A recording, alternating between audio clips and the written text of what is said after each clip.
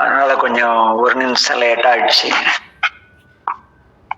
இன்று ஐயா ஐயா அந்த பெரிய ஐயாவும் அங்கதான் உங்க மேட்டூர்ல இருக்காங்களா ஐயா?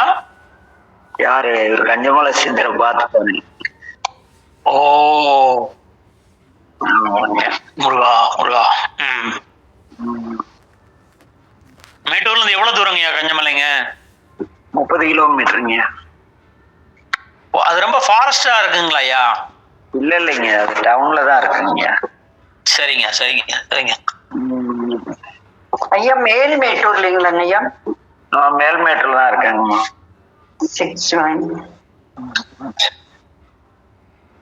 இந்த திருநீர் பற்றி சிந்திச்சிட்டு இருக்கோம். அங்கே நேற்று திருநீர் அணிபவர்களுடைய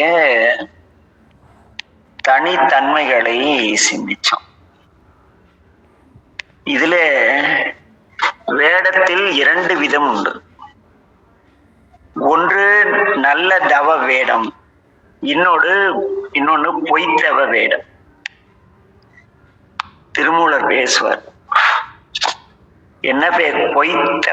பொய்த்தவம் செய்வார் புகுவர் நரகத்து, பொய்த்தவம் செய்பவர் புண்ணியர் ஆகாரில், பொய்த்தவம் மெய்த்தவம் போகத்துள் போக்கியும், சத்தியம் ஞானத்தால் தாங்கும் தவங்களே என்று. பொய்யான திருவேடம் அணிந்து உலகாயுதமான சேவைகளுக்காக நாம் திருநீரு ருத்ராட்சம் அணிந்து கொண்டு சுயநலத்திற்காக கூணக்கூடிய வேடம் என்ன எல்லோரும் குரு என்று சொல்ல வேண்டும். ஐயா பெரிய ஞானாசிரியர், ஐயா பெரிய புராண பேரொளி, ஐயா சித்தாந்த செம்மல், இப்படி 10 பேர் நம்மளை ஐயா தெரியாத விஷயமே கிடையாது. இப்படிப்பட்ட பொய்யான புகழுரைகளுக்காக, ஏன்னா அது ஏன் பொய்யான புகழுரைனா அது எதுவுமே அவங்களுக்கு பொருந்தாது. அந்த உள்ளத்தில் அன்பில்லாமல் பொருள் பற்றி செய்யும் பூசணைகள் ஆகாதுன்னு திருமுறை பேசும். நம்ம உள்ளத்தில் அன்பில்லாம ஏதோ பொன் பற்றி செய்யக்கூடிய பூசணைகளே ஆகாதுன்னு திருமுறை சொன்ன பிறகு, பொன் பெற்றுக் கொண்டு சிறுமான எழுந்தருளை செய்கிறேன், உனக்கு தீட்சை தருகிறேன், உனக்கு அதை தருகிறேன், இதை தருகிறேன், என்னை வணங்கினால் உனக்கு கண்டிப்பாக சிவலோகம்தான். செத்தவன் எல்லாம் நம்மால சிவலோகத்துக்கு அனுப்புற அளவுக்கு அதை நம்புற முட்டாள்களா நம்ம இருக்கோம். இன்றைய சமுதாயம் இருக்கிறது. வாழ்ந்த காலத்தில் புண்ணியம் செய்யாமல், மனைவி மக்களை பார்க்காமல், குடும்பத்தை கவனிக்காமல், தாய் தந்தையருக்கு சோறு கொடுக்காமல் இருக்கக்கூடிய ஒருத்தன் செத்துட்டான்னா அங்க போய் உட்கார்ந்துட்டு இவன் 20,000 ரூபாய்க்கும் 50,000 ரூபாய்க்கும் சிவகதி அருளும் விழாவான். இவனே எந்த நரகத்துக்கு போவான்னு தெரியலன்னு நம்ம இவரு திருமூலர் சொல்றார், பொய்த்தவம் செய்வார், அதாவது பொய்யான பொருள்களுக்காக தவம் செய்வது போல வேடமிடுபவர்கள் புகுவர் நரகத்துங்கிறார். பொய்த்தவம் செய்பவர் புண்ணியர் ஆகாரேல், பொய்த்தவம் சிறம் புண்ணியனே கிடையாது, பாவிங்கிறார். பொய்த்தவம் மெய்த்தவம் போகத்துள் போக்கியும், சத்தியம் ஞானத்தால் தாங்கும் தவங்களே.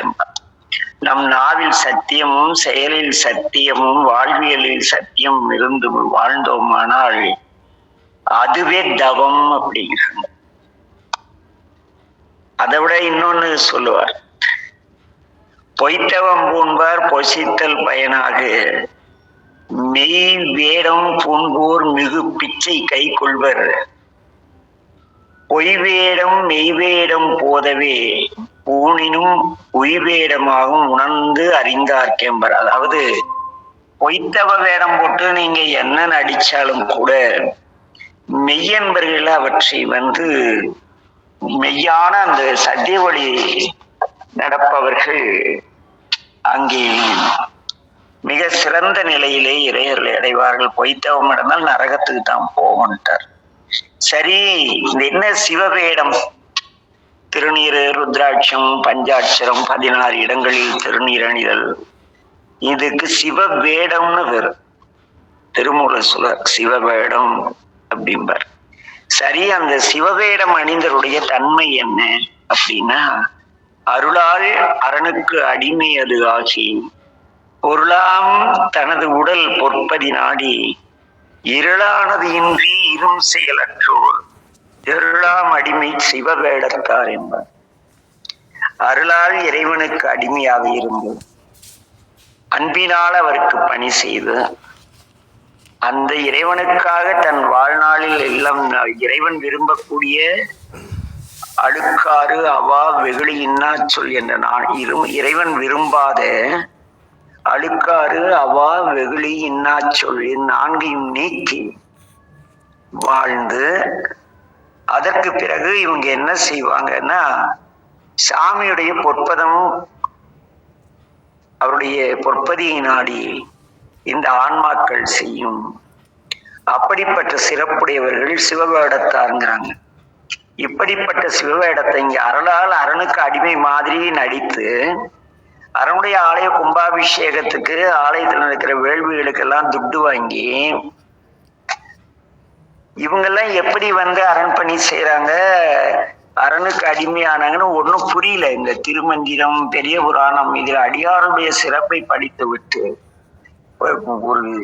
ஒரு சின்ன ஒரு சாமி நம்பெருமான் நான் அரணுக்கு அடிமைங்கிறோம். அந்த அரணுடைய ஆலய கும்பாபிஷேகத்துக்கு 5 லட்சம் ரூபா 2 லட்சம் ரூபான்னு பேரம் பேசுறான். சக அடியார்கள் வீட்டு இல்லத்திற்கு சென்று ஆசி கூற வேண்டும். அதுக்கு 50,000 வாங்குறவங்களா இருக்காங்க. திருட்டு பசங்க. ஒரு ஞானாசின் இருக்கான், 50,000 வாங்குறான்.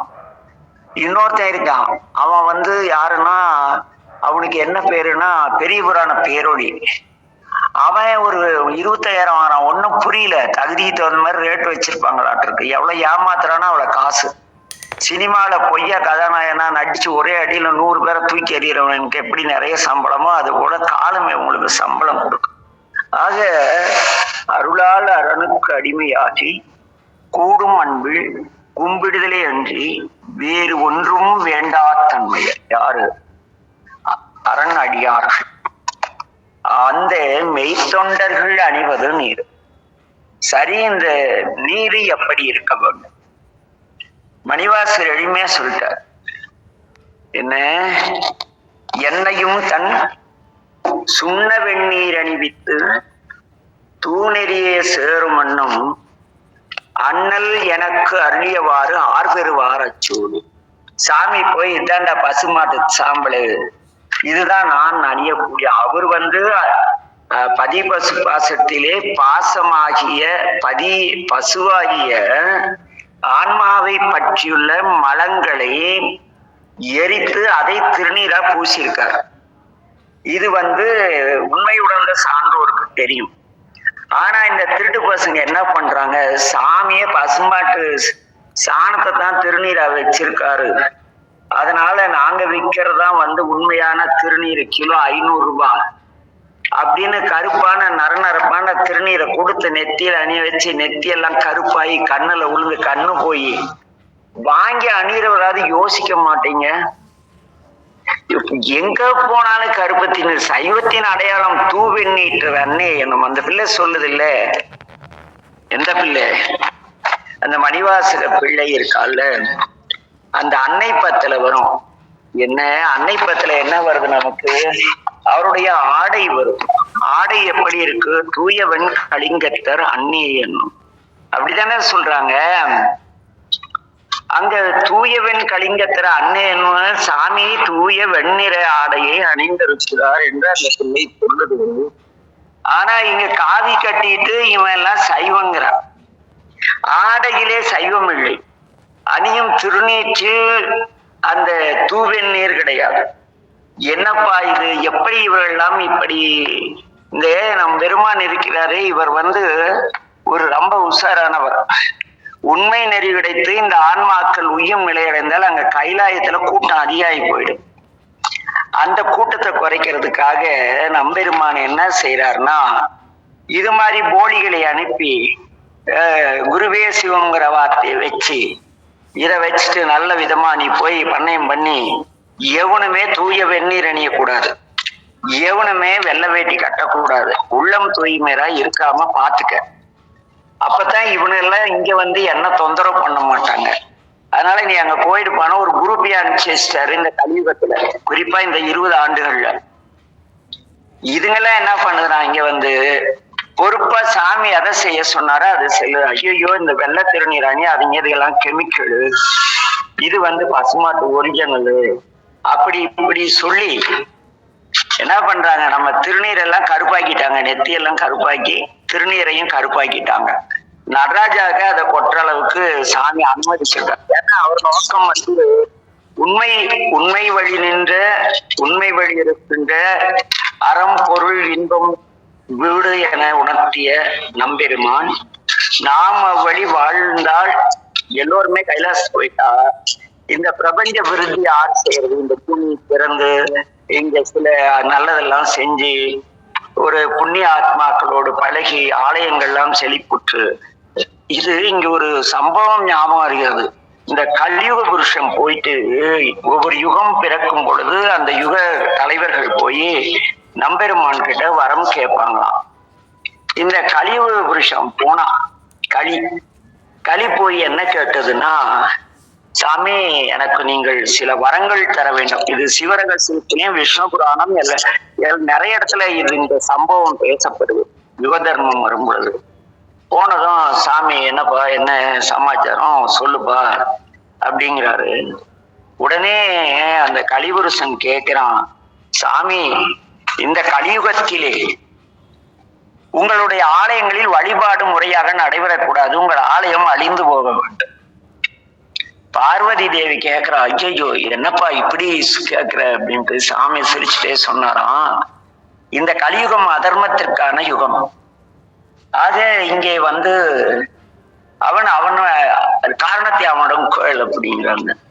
அப்ப கலிபுருஷன் சொல்றான், அம்மா ஒரு யுகம் முழுக்க உங்களோடு நேரடியா இந்த ஆன்மாக்கள் பேசி ஒரு யுகம் வாழ்ந்துட்டாங்க. அடுத்த யுகத்துல நீங்க பாதி பேருக்கு காட்சி தந்தீங்க, பாதி பேருக்கு காட்சி தந்த. 3வது யுகத்துல 95 பேர் அயோக்கியனா இருந்தான், 5 பேர் நல்லவனா இருந்தான். அப்ப கூட எங்க ஆளுங்களுக்கு எந்த இதுவும் கிடையாது. கடைசியில இந்த 5 பேரு 95 பேரை கொண்டு போட்டாங்க.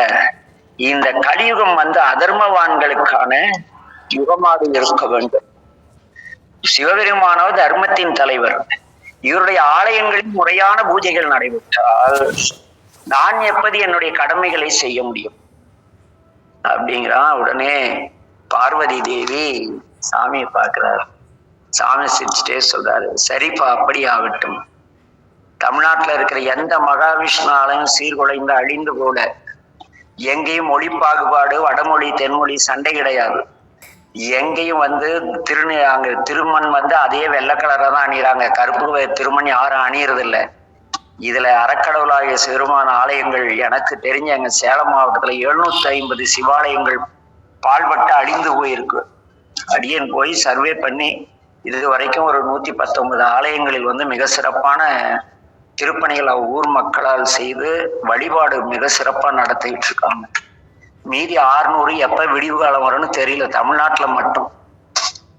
அப்ப இங்க என்னன்னா இந்த யுக தர்மம் சரி, அப்புறம் என்னப்பா வரம் வேணுங்கிறாரு சாமி. ஒழுக்கவான்களும் உங்களை பற்றி மக்களுக்கு சொல்பவர்களும் உங்களுடைய அதிகாரிகளாக இருக்கக்கூடாதுன்ட்டார். 2வது வரம்.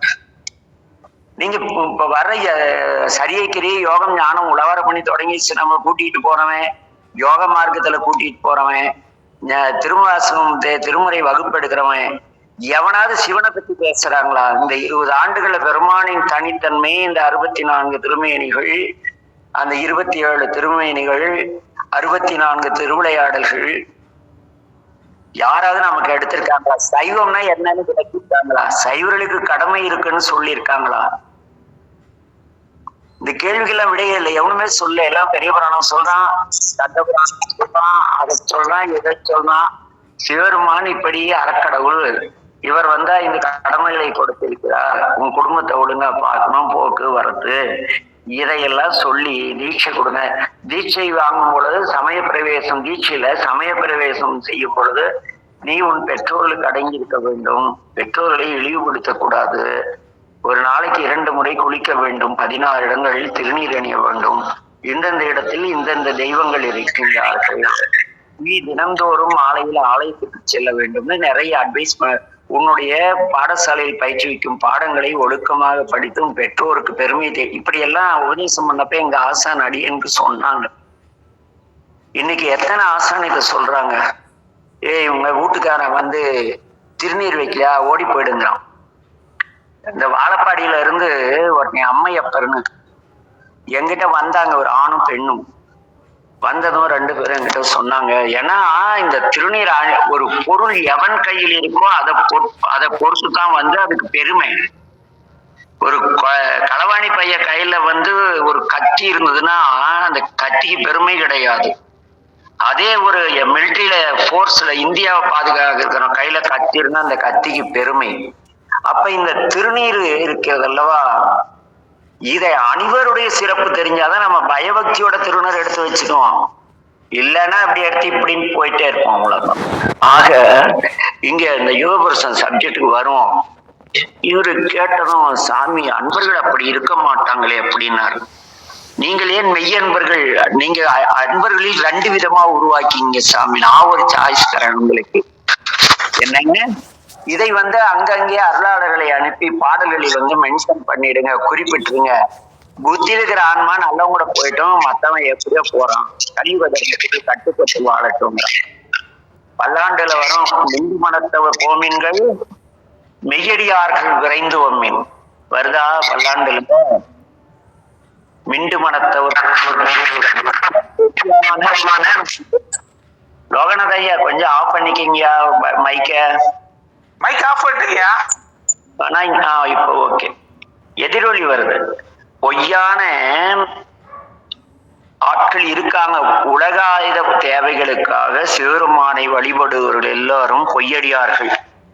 சிவபெருமானின் அருளை பெற்று, அதனால் நான் சிவபெருமான் அருளை பெற்றால் நமக்கு சகலம் யோகம் மிக்க பெருவாழ்வு கிடைச்சிடும் நம்பி பெருமானை அன்பினால் பெருமானை கூடும் அன்பில் கும்பிடுதல் என்று வேறு ஒன்றும் வேண்டா தன்மையோடு இருப்பவர்கள் மெய்யடியார்கள்.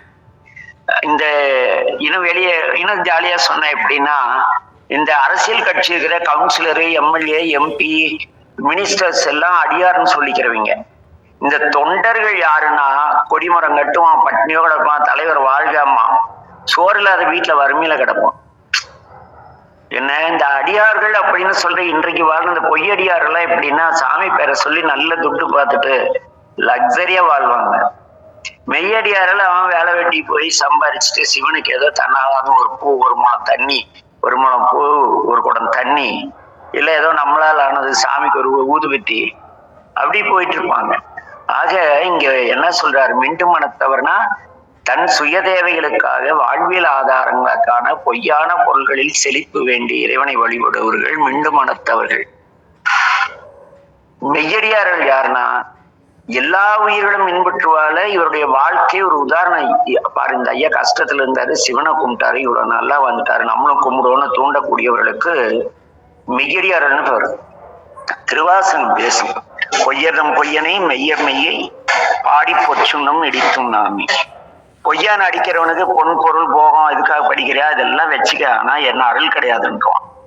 என் பேரை சொல்லிக்க, என் பேர்ல என்ன மாதிரி ருத்ராட்சம், என்னுடைய ருத்ராட்சங்களை அணிந்து கொள், ஏதோ பண்ணு, என்னை பத்தி மட்டும் பேசிடாத, பெரிய புராணம் பேசு, சித்தாந்தம் எடு, எது வேணாலும் பண்ணி சம்பாரிச்சுக்க.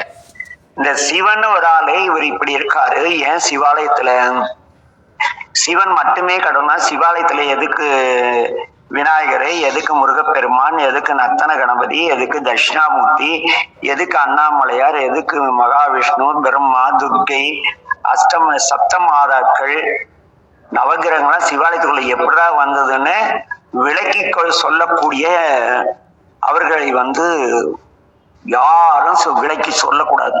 சரிதா சாமி அப்படின்னு. சாமி அதுவும் சரின்ட்டாரு. அதற்கு அடுத்து ஒரு அருமையான வரம் கேட்கிறார். மக்கள் என்ன தவறு செய்தாலும் ஏற்றுக்கொள்ளக்கூடிய தன்மையுடையவர் நீங்கள் என்பதை மறந்து, இறைவன் திருநீர் அணிந்து ருத்ராட்சம் அணிந்து ஒழுக்கமா இருந்தா மட்டும்தான் சிவன் கோயில் போகணும், இல்லைன்னா போகக்கூடாது அப்படின்னு ஒரு பயத்தை மக்கள் கிட்ட விதைக்கக்கூடிய ஒரு எதிர் அணியை உருவாக்குங்கிறார். இன்னைக்கு கறி தின்ட்டங்க, கோயிலுக்கெல்லாம் போக முடியாதுங்க, ஏன்னா நாளைக்கு தண்ணி வச்சுட்டா தின்ன கறி வெளியாக கூடுது, உள்ளதானே அது சத்தா இருக்கு. இப்படி என்ன நினைக்கிறதுன்னா, இந்த கலியுக புருஷன் வாங்கின வரம் இன்னைக்கு இது நிறைய இருக்கு. அதுல வாய்ச்சவடால்காரர்களும் வேசிகளும் விதவைகளும் பாரத தேசத்தை ஆட்சி செய்ய வேண்டும், அவர் கொடூரமான வரலாம் கேட்பான். அதெல்லாம் இன்னைக்கு நடக்கு. வயதான பெண்களும் தன்னுடைய சிகைகளை தாசிகளை போல அழகுபடுத்தி உதட்டை மெருகேற்றி கொண்டு தன் வயதிற்கு சம்பந்தம் இல்லாத இளைஞர்களோடு வாழ இச்சைப்பட வேண்டும். அப்பெல்லாம் ஊர்பட்ட வரம் கேட்டிருக்கான் அந்த கலியுக புருஷன். அதெல்லாம் கடந்துட்டு போகுது. இங்க சிவாலயங்களில் வழிபாடு நடைபெறக்கூடாது. சிவாலயங்களில் பூஜை செய்பவர்கள், உங்களுடைய ஆலயங்களில் பூஜை செய்பவர்கள் ஒழுக்கம் கேடு உடையவர்களாக இருக்க வேண்டும். பொன்பற்று பொருள் பற்று உள்ளவர்களாக இருக்க வேண்டும். பிறரை ஏமாற்றக்கூடியவர்களாக. இத்தனை வரம் வாங்கலாம். நம்மால் தான் வேண்டுவோருக்கு வேண்டுவனை ஈவான் கண்டாயின்ட்டாரா, சரி போ பொழைச்சிக்க, என்ன விட்டா போதுன்ட்டார். இதன் விளைவு களிமுத்தம் வெந்நீர் கருநீர் ஆயிடுச்சு. சிவபெருமானை பற்றி, அவருடைய தனித்தன்மைகளை பற்றி, ஆலய சிறப்பு பற்றி, ஆலயங்களில் உள்ள திருமேனிகளில் உள்ள ஏன் சிவாலயம்னா சிவலிங்கத்தை மட்டும் வச்சு, இப்ப கிறிஸ்டியன் ஒரு சிலுவை தொங்கிட்டு போகல, ஒரு சிவலிங்கத்தை வச்சுட்டு போக வேண்டியதானே. அங்க எதுக்கு உமா மகேஸ்வரர் அதுன்னு 28 திருமேனிகள், அது இல்லாத சாமியுடைய கருவறையை சுற்றி நர்த்தன கணபதி, தட்சிணாமூர்த்தி, பழம்பெரும் கோயில்ல மகாவிஷ்ணு இருப்பாரு. அதுக்கு அந்த அண்ணாமலையார் சார்ந்தது அந்த அடிமுடி காண அந்த காட்சி. கோமுகத்துல பிரம்மா, ஏன்னா நீரின்றி அமையாத உலகு. நீர் இல்லைன்னா பிரம்மா படைக்க முடியாது. சாமெல்லாம் கிடையாது, நீர் இருக்கிற இடத்துல இருந்தாதான் படைக்க முடியும்.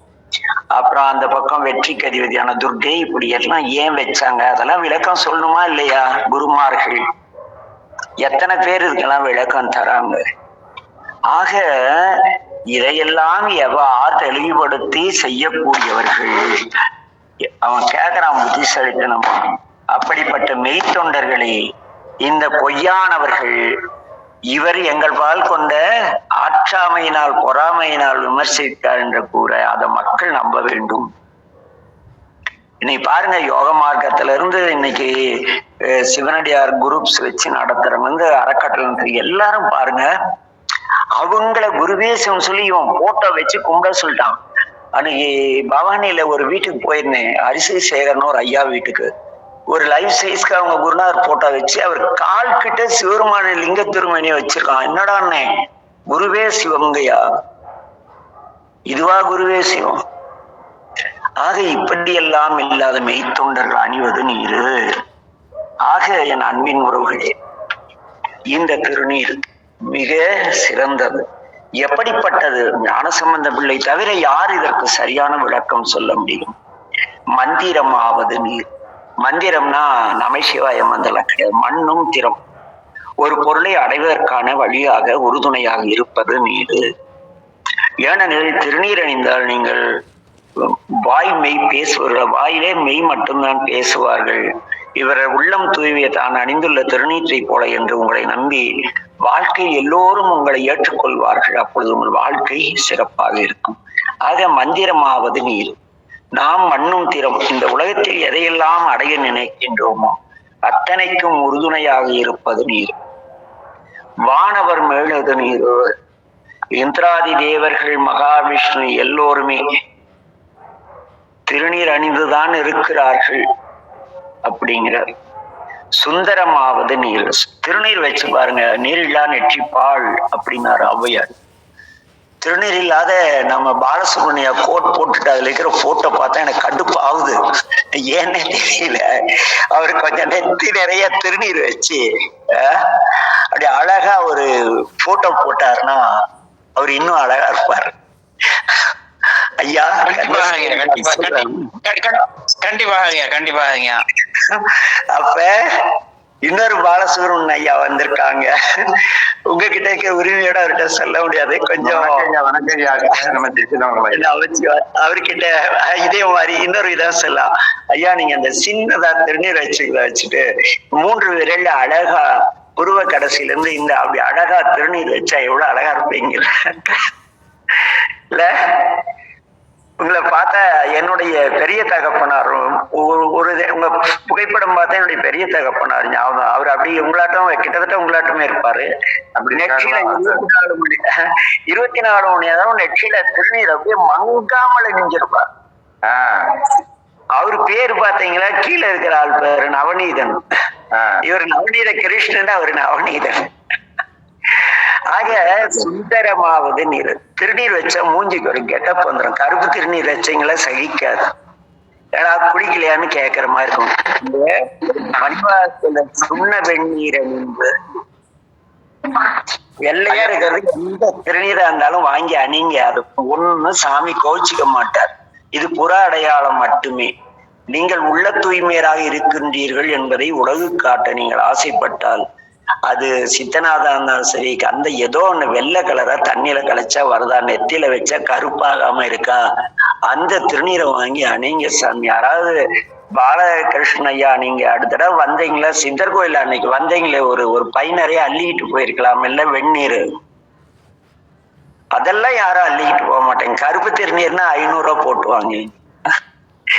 ஆக சுந்தரமாவது நீர் துதிக்கப்படுவதுங்க. திருநீர் போய் அவனாவது கும்பிடுவான்னா? அப்படி கிடையாது. நீங்கள் சிவாலயத்தில் நெற்றி நிறைய திருநீர் அணிந்து செஞ்சீங்கன்னா பார்ப்பெல்லாம் அவங்கள அறியாத நம்மளை வணங்குவான். என்ன துதிக்கப்பட எல்லோரும் பார்த்தது, ஒரு சிவருமான் திருநீர் அணிஞ்சிருக்காருப்பா, உள்ளம் தூய்மையர், உடை தூய்மையர், செயல் தூய்மையர்னு நம்மள என்ன பண்ணுவாங்க?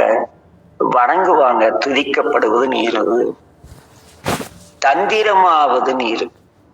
தந்திரம்னா தன்னம்பிக்கைன்னு ஒரு பொருள் உண்டு.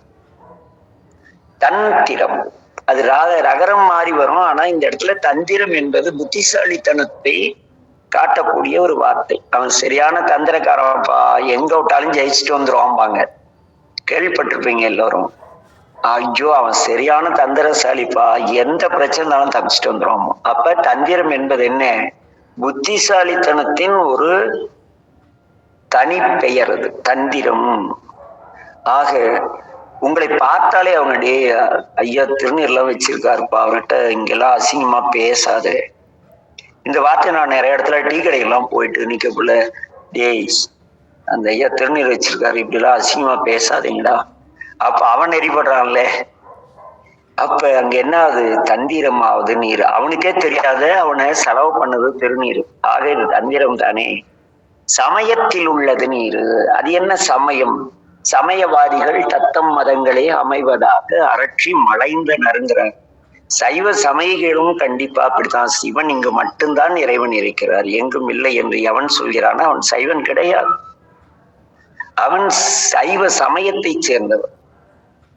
எல்லாம் சிவம், எல்லாம் சிவன் என்ன நின்றாய் போற்றி என்று படித்து ஆலயத்தில் இருக்கும் எல்லா திருமேனிகளையும் உண்மையை உணர்ந்து அந்த சைவ நன்னெறி வாழ்பவர்களுக்கு, சைவ நன்னெறியாளர்கள் இருக்காங்க இல்லையா, அவங்க அவர்களால் உருவாக்கப்பட்ட பயிற்சி கூடம் தான் சமயம்.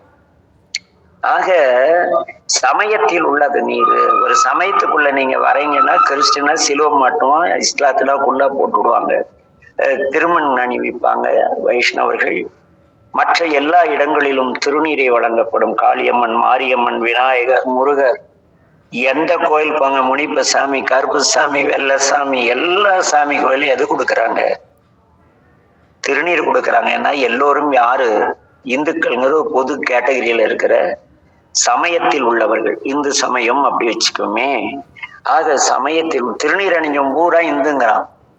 அதுல விநாயகர் கும்பிடுறப்பா, முருகர் கும்பிடுற, மாரியம்மன், காளியம்மன், பெரியாண்டிச்சி, கருப்புசாமி, பேச்சு, எவ்வளவு பேரை கும்பிடுற. அதனால சமயத்தில் உள்ளது இந்த நீ. இந்த சமயத்தை அடையாளம் காட்டக்கூடியது நீர். சரி, இந்த நீர் எத்தன்மையுடையது? செந்துவர் வாயுமை பங்கன், சிவந்த உதடுகளை உடைய அன்னை உமையவளுடைய பாதி சரிபாதியாக இருக்கின்றாரே அர்த்தநாரீஸ்வரர், அந்த பெருமான் இருக்கிறார் அல்லவா. திரு ஆலவாயிலே அந்த ஆலவாய், ஏன் அந்த ஆலவாய்க்கு சிறப்புன்னா பாம்பு சுத்துறதுனால மட்டுமில்லை, இவர் கழுத்திலேயே விஷத்தடக்கி நம்மளை காப்பாத்தவர் திருநீலகண்டத்தர். ஆக திரு ஆலவாயான் திருநீரே என்று இந்த முதல் பாடல் சொல்லும். ஆக திருநீர்னா என்ன? திருநீர் முதல்ல இவ்வளவுதான் சொல்றாரு, அப்புறம் வர வர நிறைய விஷயம் இருக்கும். நீங்க போய் தீட்சை பெற்று திருநீர் அணிந்தால்தான் முத்தி அடைய முடியும்னா ஞான சம்பந்தர் தீட்சை தருவது நீரு முத்தி தருவது நீருன்னு இருப்பார். தீட்சை பெறுமவருக்கு எல்லாம் முத்தி தருவது நீருன்னு பாடியிருப்பார். ஆனா அந்த பிள்ளை அப்படி பாடல. முத்தி தருவது நீரு முனிவர் அணிவது நீர். ஆக இந்த திருநீற்றின் சிறப்பை தொடர்ந்து நாளையும் சிந்திப்போம்.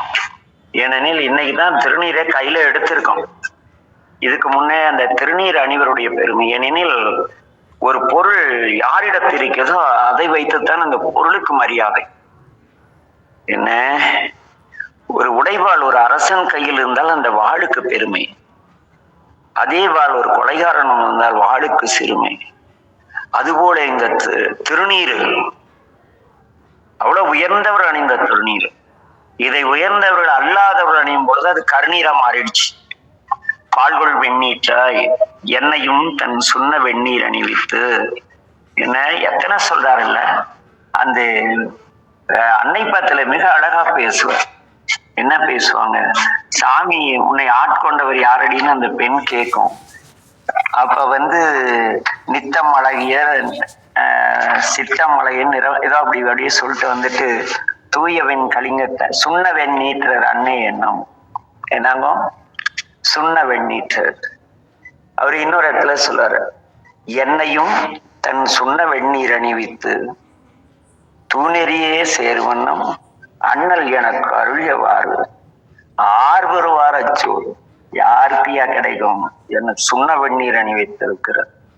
அப்ப உண்மையை எப்பொருள் யார் யார் வாய் கேட்கணும், அப்பொருள் மெய்ப்பொருள் காண்பதில் யார் எது சொன்னாலும் சரி நம்பாதீங்க.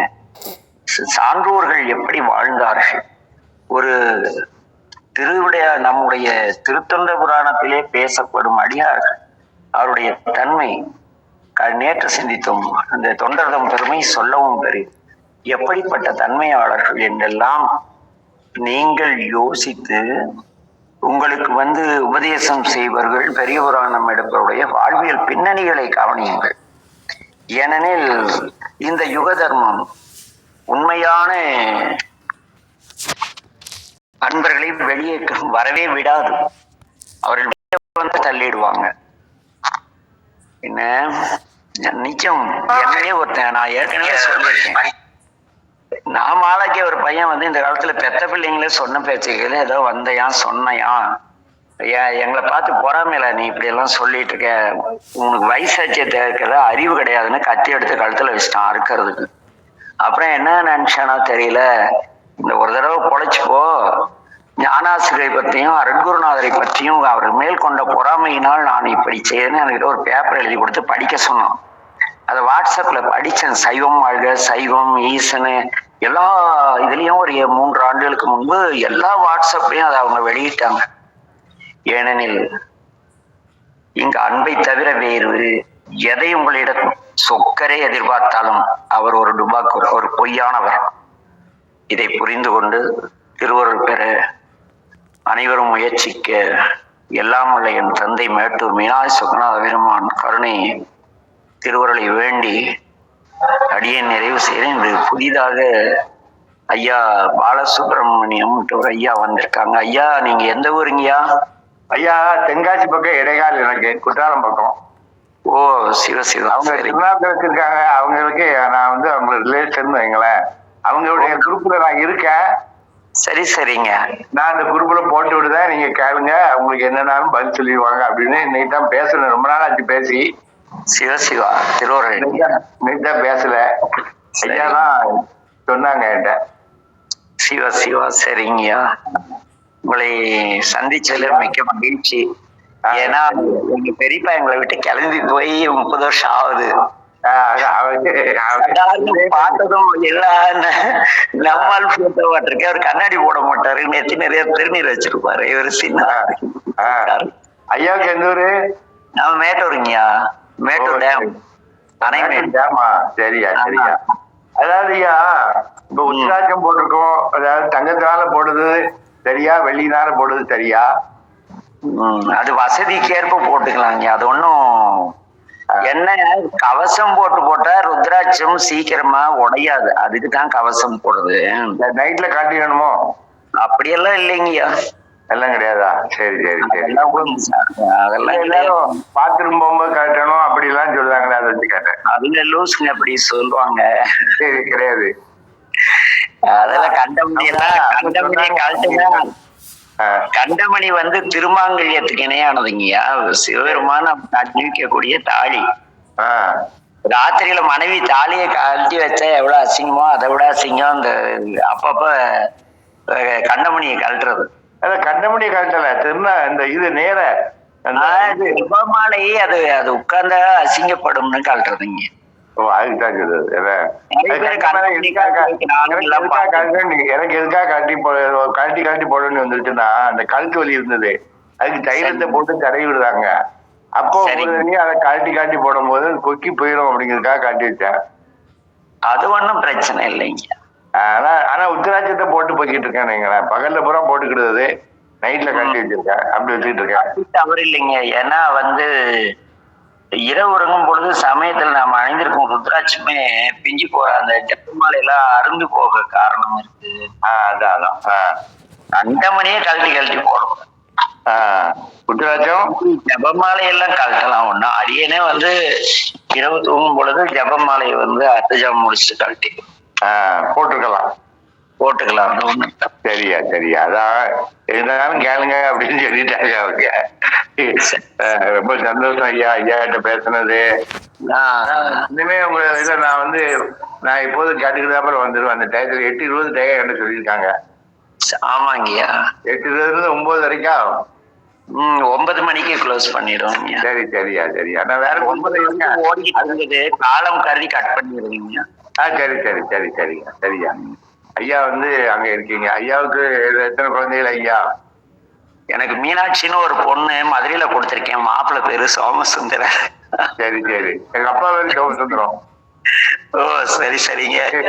ஆனா என் மாப்பிள்ளை பேரை தான் உங்க அப்பாவுக்கே வச்சிருக்காங்க. அப்படியா? சரி சரி.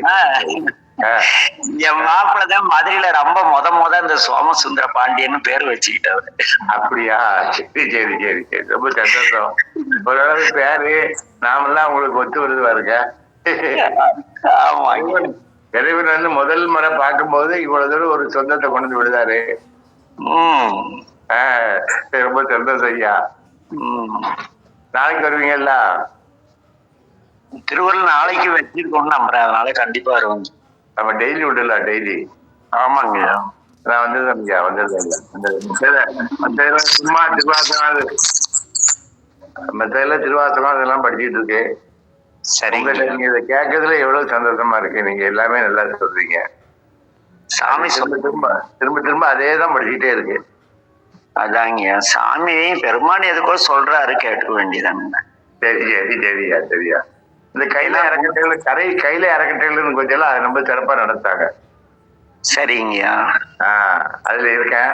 அவங்க திருவண்ணாமலைக்கு 4ஆம் தேதி வர சொன்னாங்க புற்றேறுதலுக்கு. ஓ சரி சரி. நம்மளால 400 800 கிலோமீட்டர் போயிட்டு வர முடியாது. வயசு 82 ஆகுதுல்ல எனக்கு. ஓ சிவா, கிட்டத்தட்ட எங்க பெரியப்பா வயசு தான் உங்களுக்கு ஆகும். கரெக்டா அதுவும் சேர்ந்துருச்சு ஒரு போல. அதனால அவ்வளவு லாங்கா போயிட்டு வர்றது கஷ்டம் அப்படின்னா வேண்டாம்னு சொல்லி தென்காசி தகதகதான ஒரு ஆள் உட்கார்ந்து இருக்காரு. ஆமா ஆமா, காசி சொல்லாதாரு. அங்க போனாலே போதும். ஆமாங்கய்யா, லாங்கா காசிக்கே வரக்கூடாதுன்னு சாமியே வந்து அங்க உட்கார்ந்துட்டாரு விஸ்வநாதன். நம்ம இங்க தென்காசிலேயே இது பாத்துக்கலாம்னு சொல்றாரு. அதான் குற்றாலநாதர், நம்முடைய உயிரெல்லாம் கொண்டு போறது குற்றாலநாதர் தானே. ஆமாங்கய்யா, அதுவும் பக்கத்துல தான் இருக்காரு. ஆமாங்க. அதை நான் படிக்கும்போது குள்ளல்வாய்மொழி அம்மன் சமேத குற்றாலநாத பெருமான் திருத்தாள் போத்தி போத்தின்னு தான் கடைசியில் சொல்லுவேன்.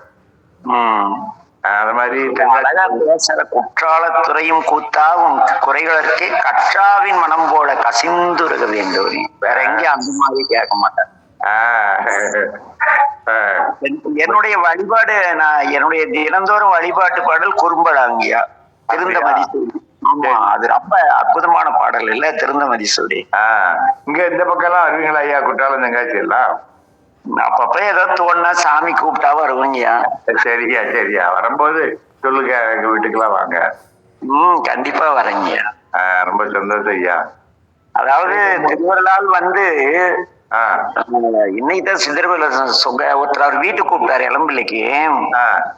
அப்ப அந்த சிவாச்சாரிய சொன்னாரு, சொக்கரைய சோறுல கிடக்குறாரு, ஆனா ஐயா நம்ம வீட்டு வந்து ஒரு அளவு சாப்பிட்டோம்னு நினைப்போனா அவருக்கு வாழ்நாளே பத்தாது, 2 பிறவி எடுக்கணும்னாரா. ஐயோ இதுக்காக இன்னொரு பிறவி ஆள விடுங்க.